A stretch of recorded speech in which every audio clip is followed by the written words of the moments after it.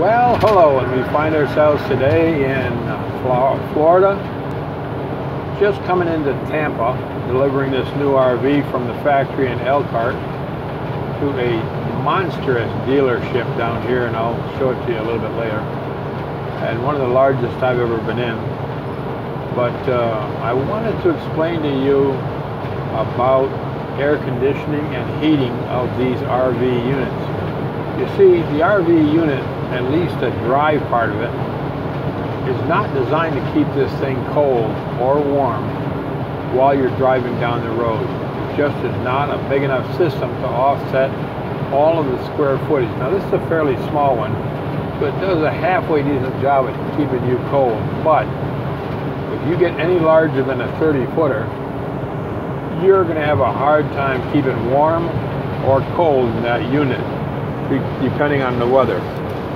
Now, there's a little trick to it that will solve that problem. What you do is you stop at Lowe's or Walmart and get about a clamp that'll open up about 6 inches. And this looks like an alligator clip, and some of them have a ratchet to lock them on. I'll try to get one out and show it to you a little bit later. But I buy 3 of them just in case. I take the comforter off from the bed, and then I find a place on the door right behind the driver's seat and above the dinner table, as close as you can get to the driver's seat without interfering with them. And I clamp that comforter on to build a fake wall right behind the driver. And you will find that the system in the engine is more than adequate to keep that ice cold or toasty warm in the wintertime. Because I know them big diesel pushers, there's no way to warm them up in the wintertime without using this method. I also have a comforter in my van, which I do not hesitate to bring out, the big fluffy thing. If the one in the bed doesn't work or it doesn't cover the area, I have a big one in my van that I pull out and I use to build that fake wall just behind the driver to keep that hot or cold, whichever way you want. Because you literally can freeze to death in these units or just bake yourself to death.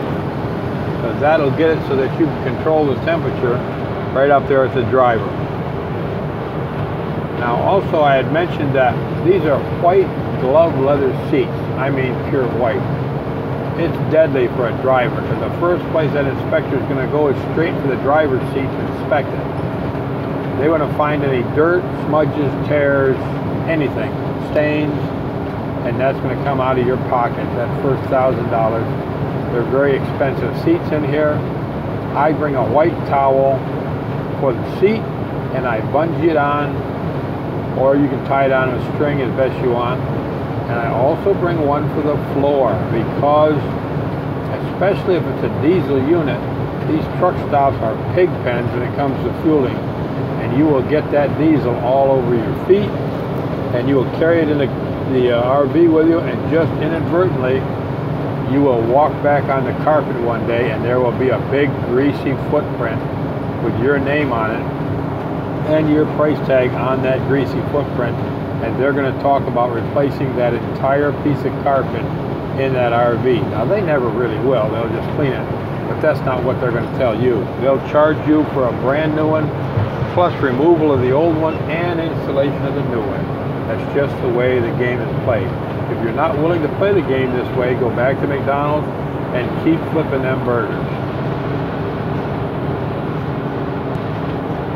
Now, when you're coming up on delivery, watch your fuel gauge. You want to leave everything pretty much with a quarter of a tank in it. So as you're driving down the road and you get down to a quarter of a tank, figure out how many miles you have left and calculate how many miles you thought you were getting to the gallon. This particular one gets 11.8 miles to the gallon. I have 100 miles to go, so I take 100 and divide it by 11.8, and then I add a couple of gallons just in case, because you don't want to have to be searching for fuel at the last minute. And that's just the $10 you're going to sacrifice to each unit. Now, if you don't calculate it right, you can be sacrificing $25 to $50 per unit, and I've done that before. Make a simple miscalculation, put too much fuel in, and give it away. On the other hand, it has to be a quarter. If it is not a quarter, two of the three companies that I work for will fine you $40 to fuel that tank up to a quarter. Well, even if it's a dribble under. And that inspector is looking for that reason. So you want to make sure that needle is on a quarter or just above. And I like to have it just above so there's no question. If there's a question in your mind, take a picture before you accept the vehicle and make sure you get the mileage in there, and then take one at the end. It's a plain game of cover your ass out here. So you've got to do it on every turn.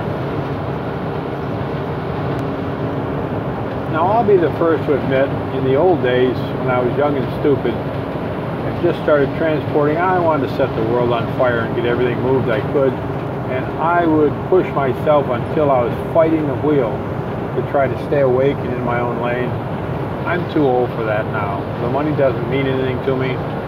I just like getting different places and working on a couple of documentaries that lead it so I need to be in a certain part of the country at a certain time. That's what I use transporting for. You can use it to pay the bills if you want to.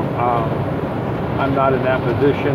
I need it to get me to where I need to go when I need to go there. So I'm on my way here to Florida to visit a sick niece and see my son and see my cousin who's just fallen in love at 75 years old, madly in love, and also an old friend, a college buddy's oldest daughter who's down here in psychology college. So it's, you know, I visit everybody I can while I'm down here. Plus my granddaughter's down here now too, going to school. So I'll try to hit everybody and say hi. My wife has 3 different relatives that are down this way in Florida. If I get a chance, I'll visit them too. One of them happens to be a very excellent fisherman. And I plan on cashing in on the fishing down here while I'm here. Don't tell my wife I said that though. Now, while I have your attention and we're going down the road, 2 out of the 3 companies, well, really 1.5 out of the 3 companies that I work with, do not want you to have any passengers in your vehicle when you're moving it. One of them strictly doesn't want any passengers, but I find out from the 500 drivers that they have that everybody brings a deadhead driver with them if they can. A deadhead driver drives the miles that you are not going to be paid for to get to the next vehicle, or if you take a vehicle, say out to California, and you got to drive all the way back, that's what that deadhead driver is for. So you'll split the driving with that person to ease the pressure on yourself of driving all those miles. And don't get me wrong, there's a lot of people out here that drive a vehicle from the factory in Elkhart all the way to Nova Scotia or California or Oregon or Florida, and they drive all the way back. In my book, that's crazy. That's cut your profit more than in half, and it eats your health and your vehicle up. So I don't do many deadheads if I get away with it. I'll find one of the other companies. If the first company doesn't supply me with a load, I'll sit on it for a day or so while I'm looking at the other companies to find myself a way out of there. Doesn't always work, but it works about 85% of the time, which is fine with me. Just starting to rain like crazy, and I'm telling you, these Florida roads are very, very slippery, even on damp, dewy mornings. They make them out of eggshells instead of gravel at times. And man, they are slicker than grease when it's wet. Oh, I forgot to mention, there is no transport company out here that allows pets. Now, some trucking firms now are allowing cats and dogs, small ones. But you see some people with great big monster dogs, Great Danes and whatever, and monster-sized wives too, that they bring along with them. 2 of the 3 companies that I have, if they caught you with a pet of any sort in that vehicle, you're immediately fired. And you're going to pay the $350 to steam clean that vehicle. I know that from experience. Okay, now we're talking, this is just one chapter of all kinds of bull that's popping into my head. When you get in these vehicles, you'll notice that they have a television, they have a generator, they have a microwave.